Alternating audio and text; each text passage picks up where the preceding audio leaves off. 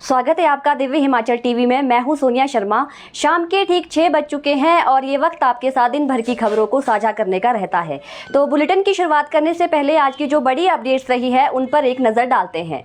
कल कैबिनेट की अहम बैठक होने वाली है और इसमें कर्मचारियों और विभागों से जुड़े किन मसलों पर चर्चा होगी, ये जानकारी आपके लिए लेकर आए हैं। और साथ ही आपको बताएंगे कि कॉन्ट्रैक्ट सर्विस के एक ऑर्डर पर हाईकोर्ट ने एक बड़ी बात कही है और इसमें राज्य सरकार से जवाब मांगा है। ये जानकारी भी आपको देंगे कि किस विभाग की ये बात हो रही है। और इसके साथ ही शिक्षा मंत्री ने आज टीचर ट्रांसफर पॉलिसी पर एक नए प्रस्ताव की बात कही है। सचिवालय में उन्होंने मीडिया से बातचीत में कहा कि टीचर ट्रांसफर पॉलिसी पर एक सरकार नया प्रस्ताव बनाने जा रही है, तो ये जानकारी भी आपको देंगे। इसके साथ ही नीट पर एक नया विवाद सामने आया है और बच्चों के अभिभावकों ने मुख्यमंत्री से मुलाकात कर डोमिसाइल नियमों में बदलाव की मांग आज उठाई है। ये पूरा मामला क्या है, इस बात की आपको जानकारी देंगे। तो सबसे पहले कैबिनेट के एजेंडे जो कल रहने वाले हैं उन पर चर्चा कर लेते हैं।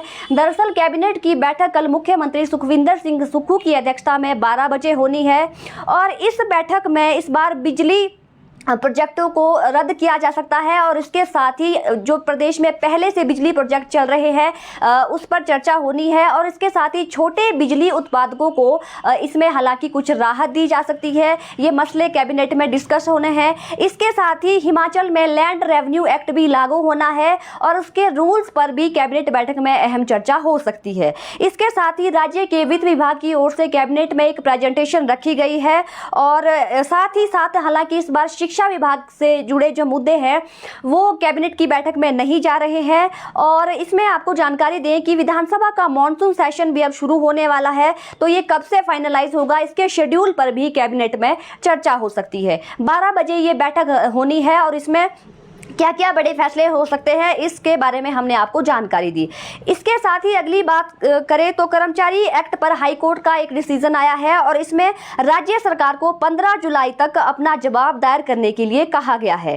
दरअसल इस मामले में कर्मचारी भर्ती एवं सेवा शर्तें अधिनियम 2024 को चुनौती देने वाली पिटीशन हाईकोर्ट में लगी है और इसमें कहा गया है कि हाईकोर्ट में कॉलेज कैडर के जो सहायक प्रोफेसर है उनसे जुड़ा कैटेगरी का ये मामला है जिसमें 1000 से ज्यादा पिटीशन है और इसमें कहा गया है कि कॉन्ट्रैक्ट सर्विस का लाभ ना देने के लिए कर्मचारियों ने जो याचिका दायर की है उसमें जो है राज्य सरकार किस तरह से इस एंगल को देखती है वो पक्ष अपना रखे। और यदि राज्य सरकार के की ओर से तय सीमा के अंदर जो है पक्ष नहीं रखा जाता है तो अभी तक जो रिट याचिकाएं जो है दलीलें जो है कोर्ट में है इस पर भी अपना कोर्ट जो है फैसला सुना देगा। इसके साथ ही कोर्ट ने ये भी कहा है कि इन सभी मामलों पर सूची जो है राज्य सरकार दे जिसमें सक्षम न्यायालय से फैसला हो चुका है और उसे अंतिम रूप भी दिया जा चुका है।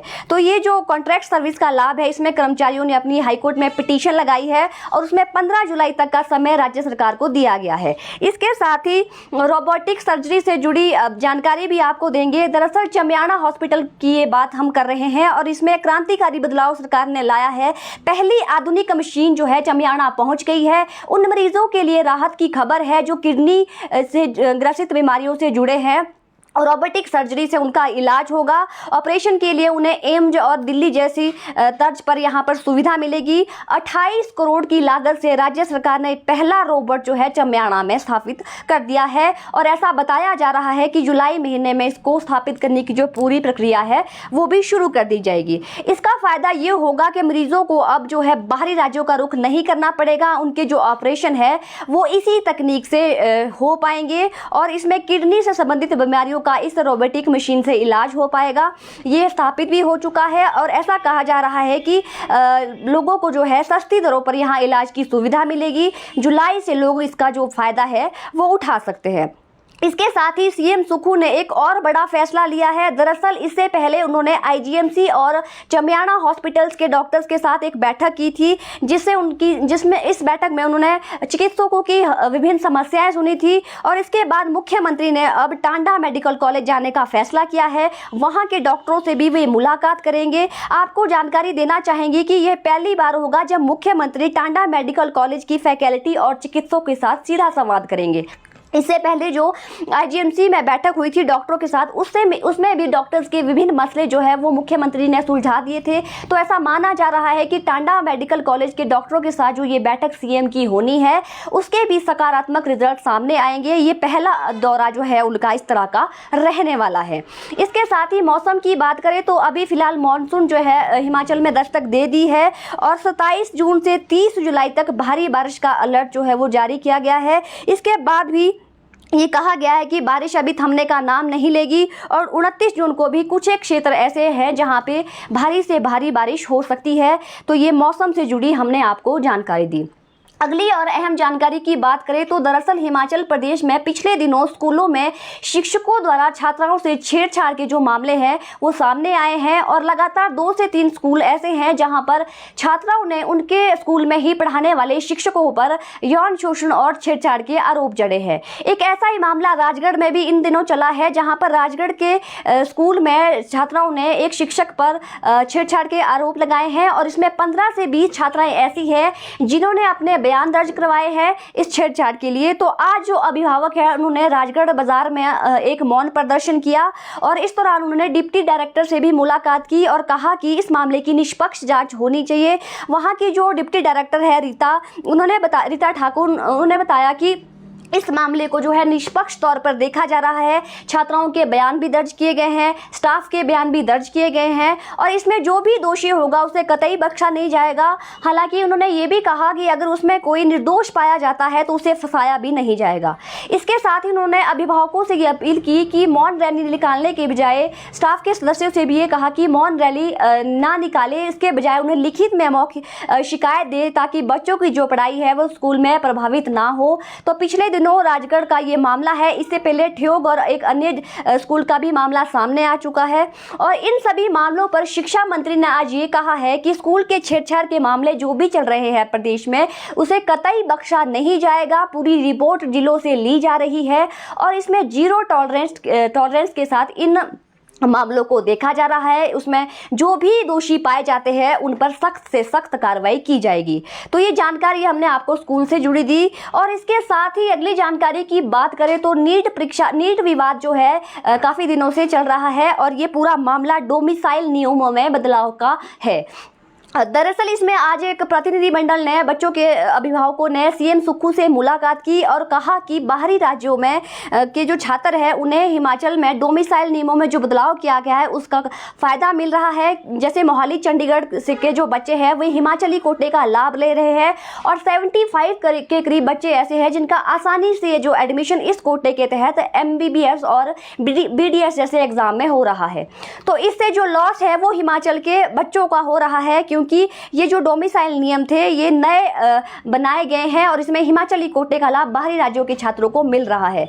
तो ये मांग इन्होंने सीएम सुक्खू से उठाई है कि यहाँ के बच्चे महंगे कोचिंग सेंटरों में कोचिंग भी ले रहे हैं, उसके बावजूद भी उनका मेडिकल कॉलेजों में एडमिशन नहीं हो पा रहा है। तो उन्होंने मांग की है कि जो पहले नियम लागू थे जिसमें डोमिसाइल के साथ साथ 10वीं की और 12वीं की परीक्षा बोर्ड से पास करना ज़रूरी था, उन्हीं नियमों को लागू रखा जाए ताकि हिमाचल के जो बच्चे हैं उन्हें इस कोटे में का लाभ मिले और बाहरी राज्यों की बजाय उनको एडमिशन में जो है वो प्रेफरेंस में मिले। मेडिकल कॉलेजों की ये बात हो रही है और इसमें सीएम सुक्खू ने इस पूरे मामले को गंभीरता से लिया और उन्होंने उनके साथ ही मुख्य सचिव RD नजीम थे, उनको निर्देश दिए हैं कि इस पूरे मामले की गहराई से जांच करें तो ताकि जो छात्र है हिमाचल से संबंधित रखने वाले उनको इसका जो है वो पूरा लाभ मिल सके। अगले जानकारी की बात करें तो HPTDCA में जितनी भी पेंडिंग देनदारियां हैं उस पर हाई कोर्ट ने अब बड़ा ऑर्डर किया है। हालांकि HPTDC की ओर से हाई कोर्ट में जितनी पेंडिंग राशि है उसका ब्यौरा रखा गया था। इसमें आपको जानकारी दे तो उन्होंने बताया है कि 2,15,29,773 रुपये अभी जो है पेंडिंग देनदारी के उन्होंने रिकवर कर लिए हैं। इसमें सरकारी विभागों की बात करें तो 1,68,22,370 रुपये सरकारी विभागों से रिकवर कर लिए गए हैं और वहीं निजी उपभोक्ताओं से 47,07,403 रुपये वसूल कर दिए गए हैं। इसके साथ ही हाईकोर्ट ने पर्यटन निगम को ये कहा है कि 1 हफ्ते के भीतर इस मामले में हलफनामा दायर करे, जिसमें ये बताए कि अभी जो कितनी पेंडिंग राशि उन्होंने वसूल ली है और ये जो किराया है वो कब तक वसूल कर लिया जाएगा। साथ ही प्रबंध निदेशक से उन सरकारी विभागों और व्यक्तियों की सूची भी मांगी है जिन्होंने अभी तक बकाया नहीं चुकाया है, और इसके साथ ही ये भी कहा है कि जितने भी ये डिफॉल्टर्स है इनके नाम भी अब डिस्क्लोज किए जाए। इस आधार पर ही कोर्ट अगला जो ऑर्डर है वो जारी करेगा। तो ये अगले जो मामले की सुनवाई है वो 9 जुलाई को हाईकोर्ट में रखी गई है।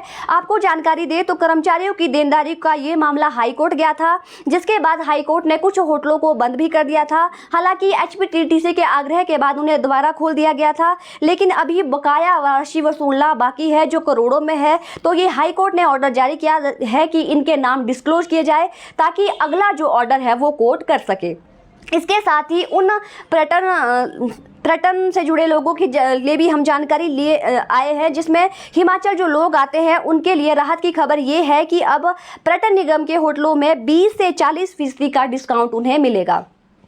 दरअसल पर्यटन विकास निगम ने ये फैसला किया है कि चंद्रभागा, काजा, स्पीति, कल्पा, किन्नर कैलाश के जो होटल है, बड़े होटल्स, वहाँ पर 20 से 40% की छूट उन्हें मिलेगी अगर वो हिमाचल घूमने आते हैं। और ये जो छूट है ये 15 जुलाई से 12 सितंबर तक उन्हें मिलेगी। समर सीजन के अंत में जून महीने में निगम के होटलों में 60% तक की ऑक्यूपेंसी अभी चल रही है। तो ऐसे में निगम ने शिमला, मनाली, धर्मशाला, डलहौजी के होटलों में ये छूट देने का फैसला किया है। और इसके साथ ही पर्यटन निगम ने अपनी जो रेट लिस्ट है वो भी वेबसाइट पर अपलोड कर दी है। तो राहत उन पर्यटकों के लिए है जो हिमाचल आएंगे और वे इस छूट का लाभ ले सकते हैं। इसके साथ ही शिक्षा मंत्री से जुड़ी जानकारी भी आपको देना चाहेंगे। दरअसल सचिवालय में मीडिया से उन्होंने आज बातचीत की और शिक्षा से जुड़े एक ट्रांसफर पॉलिसी पर नया प्रस्ताव बनाने की उन्होंने बात कही है। दरअसल इसमें जो है कहा गया है कि शिक्षकों की ट्रांसफर से पहले उनकी इच्छा पूछी जाएगी कि वे नियर बाय किस स्टेशन में जाना चाहते हैं। ऐसा इसलिए क्योंकि बहुत सारे स्कूल ऐसे हैं जहाँ पर टीचर जो है सरप्लस है, और ऐसे भी स्कूल है जहाँ पर बच्चों के मुकाबले जो टीचर्स है उनकी संख्या कम है। तो इसमें ये देखा जा रहा है कि संबंधित स्कूल का टीचर यदि उसकी इच्छा है, मान लो कांगड़ा का जो शिक्षक है वो नियर बाय किसी स्टेशन, चंबा या नज़दीक के स्टेशन में जाना चाहता है और वहाँ पे रिक्वायरमेंट भी है टीचर की, तो उसे जो है वहाँ पे ट्रांसफ़र किया जाएगा। ऐसा प्रस्ताव सरकार बनाने जा रही है और इसमें डिप्टी डायरेक्टर को ये निर्देश दिए गए हैं कि उन स्कूलों की लिस्ट जारी करे जहाँ पर सरप्लस टीचर्स है या कम टीचर्स है, ताकि ये देखा जा सके कि बाद में जब प्रमोशंस होती है तो प्रमोशन के बाद उन टीचर्स को कहाँ सेलेक्ट करना है। और ऐसे बहुत सारे स्कूल है जहाँ पर टीचर्स की संख्या कम है, खासकर इंटीरियर एरिया की उन्होंने बात कही है। अभी हाल ही में बागासरान का एक इंसिडेंट हुआ था जहाँ पर मुख्यमंत्री खुद जो है औचक निरीक्षण पे गए थे स्कूल, और वहाँ के सरकारी स्कूल के जो बच्चे थे वो सीएम सुक्खू के सवाल का सही से जवाब नहीं दे पाए थे। हालांकि इस मामले पर भी जब मीडिया कर्मियों ने शिक्षा मंत्री से सवाल किया तो उनका ये तर्क था कि यहाँ पर पहले से 9 पद स्कूलों में खाली चल रहे हैं। इस स्कूल में बागासरान की हम बात कर रहे हैं, तो ऐसे में दोबारा ऐसी स्थिति ना हो, इसके लिए ये देखना ज़रूरी है कि कहाँ पर बच्चों की संख्या के मुताबिक टीचर्स होने चाहिए, कहाँ पर सरप्लस टीचर्स है। तो आने वाले समय में इसी तरह से ट्रांसफ़र होगी ताकि बच्चों का जो पढ़ाई पर उसका असर ना पड़े, बच्चे जो है कैपेबल हो जाए शिक्षा के स्तर को बढ़ाने के लिए। तो ये जल्द से जल्द प्रस्ताव सरकार तैयार करेगी ताकि इस प्रस्ताव पर जो है आने वाले समय में काम किया जा सके। इसके साथ ही पीटीएफ के मामले में शिक्षा मंत्री ने ये साफ किया है कि वे हमारे परिवार का सदस्य है और चार्जशीट जैसी कोई भी बात नहीं है। हालांकि पीटीएफ के से जुड़े लोग हैं वो आज शिक्षा मंत्री से मिले भी थे और शिक्षा मंत्री ने अब ये कहा गया है कि अभी शिक्षा निदेशक हिमाचल से बाहर है, जैसे ही वे लौटेंगे इस पूरे मसले पर उनसे बात की जाएगी। और आपको ये जानकारी देना चाहेंगे कि पिछले दिनों शिक्षा निदेशालय की ओर से 8 सस्पेंडेड टीचर्स को चार्जशीट करने का एक ऑर्डर जारी हुआ था और इसमें 10 दिनों का उन्हें समय दिया गया है कि वे अपना रिप्लाई सबमिट करें। हालांकि प्राथमिक शिक्षक संघ का ये कहना है कि उनकी शिक्षा मंत्री से ऑलरेडी बैठक हो चुकी है, उनकी मांगों को पूरा करने की बात कही जा चुकी है और ये फॉर्मेलिटीज है जो अभी शिक्षा विभाग की ओर से कही जा रही है और इसमें चार्जशीट जैसी कोई बात नहीं है। तो ये अब पूरे मामले पर तभी स्थिति साफ हो पाएगी जब शिक्षा निदेशक हिमाचल लौटेंगे और शिक्षा मंत्री हालांकि पहले से ही इस मामले में प्राथमिक शिक्षक संघ के साथ जुड़े हुए हैं। अगली जो जानकारी है वो एचपीयू से जुड़ी हम देना चाहेंगे। दरअसल वे छात्र जो अभी अपना पीएचडी वर्क पूरा कर रहे हैं उनके लिए टाइम दिया गया है कि एक तो वे अपने अटेंडेंस जो है वो अपने अटेंडेंस विभागों में सुनिश्चित करें और दूसरा उन्हें 6 महीने का जो टाइम पीरियड दिया गया था पीएचडी को रिसर्च वर्क को पूरा करने के लिए उसकी रिपोर्ट जो है वो प्रोग्रेस रिपोर्ट 30 जून तक सबमिट कर दे। ये ऑर्डर शोधार्थियों के लिए आज किए गए हैं और इसके साथ ही एचपीयू ने ये भी कहा है कि यदि कोई कंटिन्यू अपनी पीएचडी को नहीं रखना चाहता तो उसके बारे में भी जानकारी विभागों को दे ताकि स्टैंडिंग कमेटी ये डिसीजन ले सके कि इनकी पीएचडी को कंटिन्यू रखना है या नहीं रखना है। अगली जानकारी आपको धर्मशाला की हम देना चाहेंगे। दरअसल मनूनी खंड में अभी भी लापता व्यक्तियों की तलाश जारी है और अभी तक 6 जो शव है वो बरामद कर लिए गए हैं।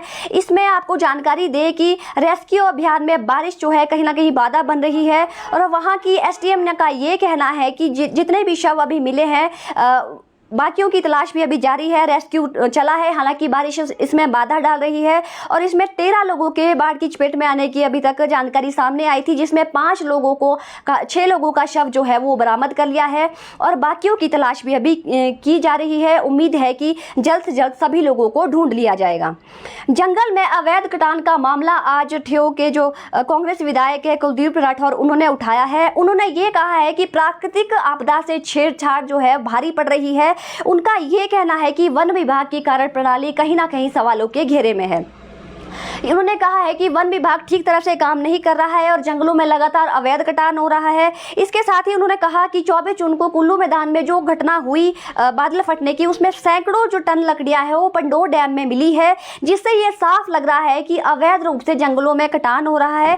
सरकार को इसकी जांच करनी चाहिए और दोषियों के खिलाफ कड़ी कार्रवाई की उन्होंने बात कही है। मीडिया से के साथ प्रेस वार्ता में उन्होंने ये जानकारी दी कि पेड़ कटान से टूरिज्म और हमारी आने वाली नस्लों पर बुरा असर पड़ेगा और सरकार को अब इस पूरे मामले में सख्ती दिखाने की जरूरत है। अगली जो जानकारी है वो ईडी के छापेमारी से जुड़ी देना चाहेंगे। दरअसल assistant drug controller Nishant Sareen को अब धर्मशाला से हटा दिया गया है और उन्हें शिमला मुख्यालय में डेप्यूट किया गया है। इसमें पुराने भ्रष्टाचार मामले में ईडी ने कार्रवाई करते हुए इन्हें जो है assistant drug controller Nishant Sareen के खिलाफ कड़ी कार्रवाई की है और उनके घरों में जो है उनके ठिकानों में तलाशी अभियान चलाया गया था। 22 और 23 जून को छापेमारी की गई और उसमें करीबन 2 लग्जरी वाहन और जिनकी कीमत करीबन 32 लाख रुपए बताई जा रही है वो बरामद हुए थे। इसके साथ ही 40 से अधिक बैंक खाते जो है फ्रीज इनके किए गए हैं। वहीं ये जो खाते थे वो निशांत सरीन और उनके परिजनों के नाम थे। ये सभी मामले जो है छापेमारी के दौरान सामने आए हैं। इसके साथ ही उन्हें अब धर्मशाला से डेप्यूट कर शिमला रखा गया है, बुलाया गया है और वो जो है वर्ष 2022 से हिमाचल प्रदेश का जो बद्दी एरिया है वहाँ पर तैनात थे और इस दौरान आरोप लगे थे कि उन्होंने नामी दवाइयों कंपनियों को नियमों के खिलाफ जाकर लाभ पहुँचाया। इसके बाद ईडी ने उनके सभी ठिकानों पर छापेमारी करी, जिसके बाद ये आरोप साबित हो गए हैं। तो ये मामले की जानकारी हमने आपको दी कि अब इनको शिमला जो है धर्मशाला से ट्रांसफर कर दिया गया है। आगामी जांच भी इस पूरे मामले में अभी चल रही है। तो फिलहाल के लिए यही अपडेट्स, फिर मिलेंगे नई जानकारी के साथ। देखते रहिए दिव्य हिमाचल टीवी। धन्यवाद।